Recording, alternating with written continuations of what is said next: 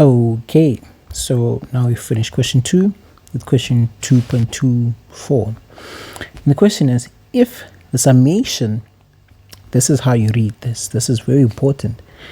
If the summation, this summation sign, from n is equal to 1 to n is equal to 21 of the sequence Pn is equal to 33.5, determine the value of x. That's how you read that question.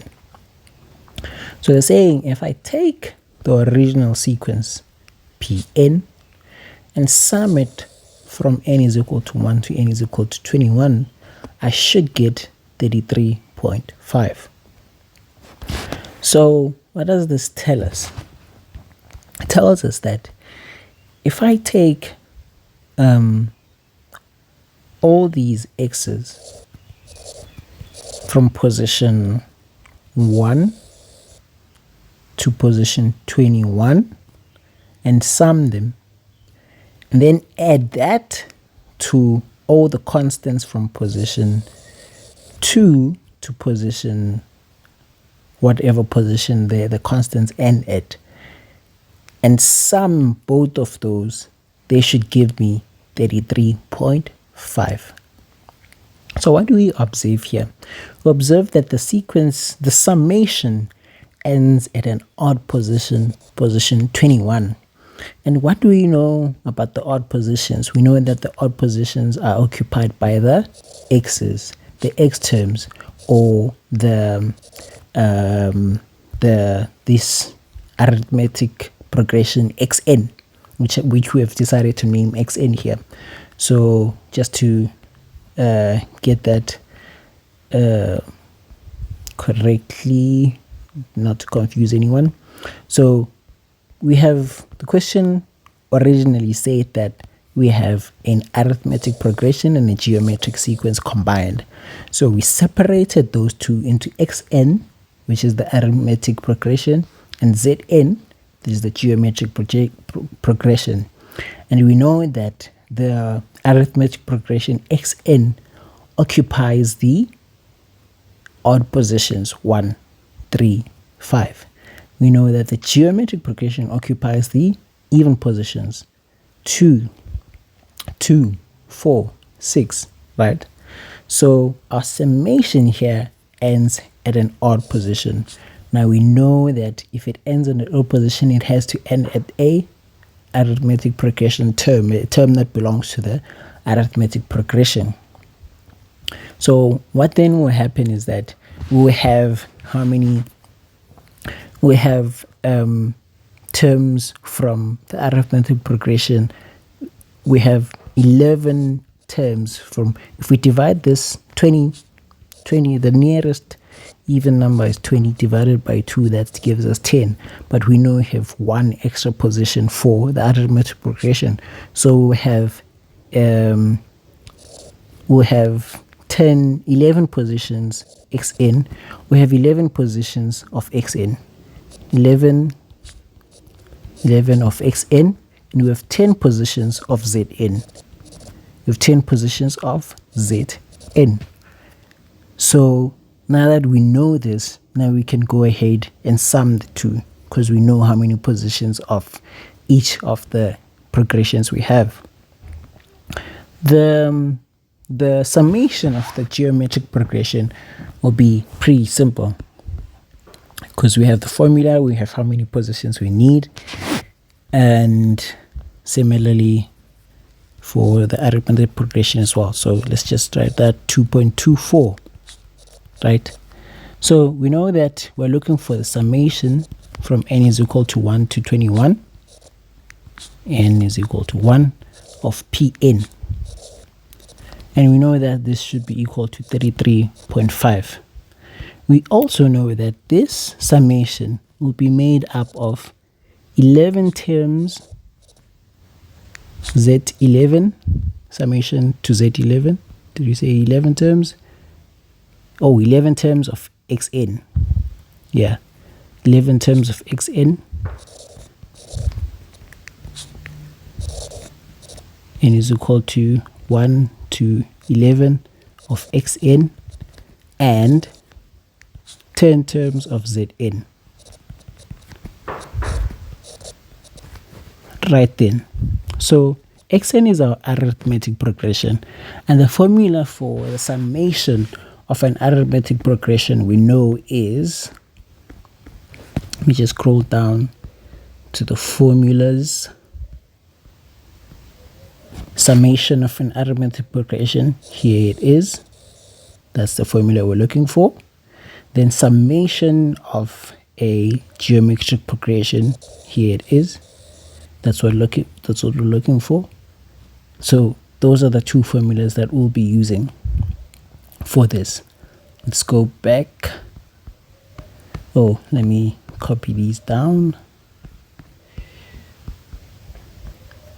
Sn is equal to n over 2 2a plus n minus 1 d.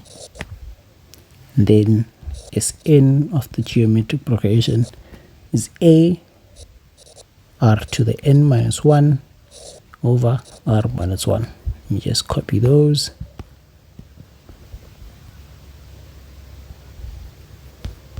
Now we continue with the question. Very simple question. If you're looking for the answers to the previous questions, you can go check the other videos that I made. Let me just paste this here and clear some space. Okay. I'll just leave the answer for the previous questions.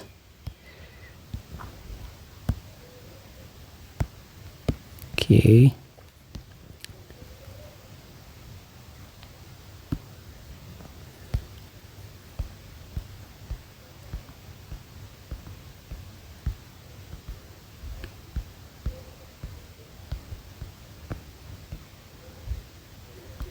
Right then, let's continue with this. So now we have the formula, we have the expression that we want to evaluate. Now we just substitute the terms. So we know that the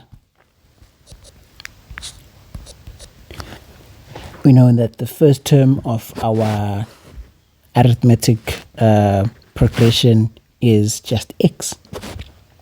That's the first term that we have. And then we know that the common ratio of our geometric progression is 1 over 3. Now we substitute the terms. We have n over 2. We have 11 terms of the arithmetic progression. So it's going to be 11 over 2 times 2 times 11. Oh, times a. It's 2a. Our first term is x. Then we add n. N is 11 minus 1 times the common difference. The common difference is x. So this is this term here.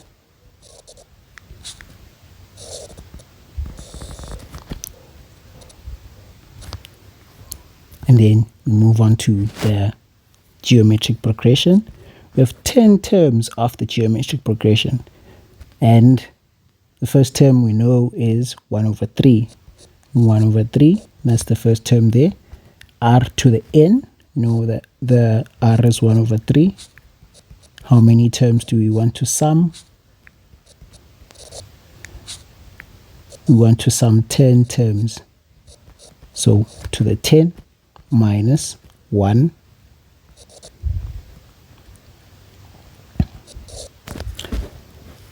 over r minus 1. 1 over 3 minus 1. However, there's a mistake here. As you can see that at the bottom here, the summation that you will get is going to be negative. Why? Because 1 over 3 minus 1 is a negative. So in this case, we swap the r and the other term in all the places where the r occurs in an addition, in a subtraction. We swap them around it becomes 1 minus 1 over 3 to the 10 over 1 minus 1 over 3.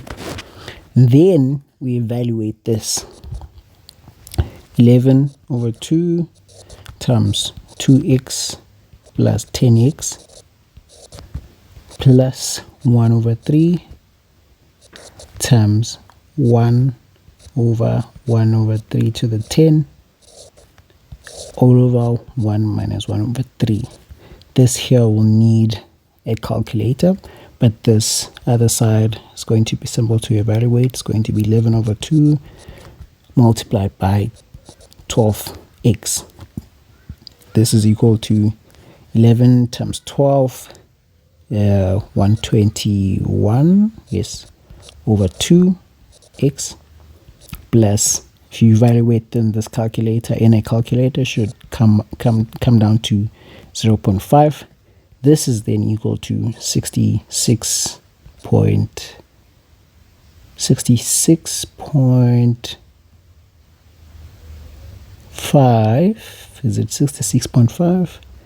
Let's see, 11 times 12, 66.5x plus 0.5. This should be equal to the summation that they initially gave us, 33.5. From this point onwards, it becomes simple to see that we have one variable and one equation. You can therefore evaluate this, and through some further simplifications and evaluations, you should get that x is equal to a half.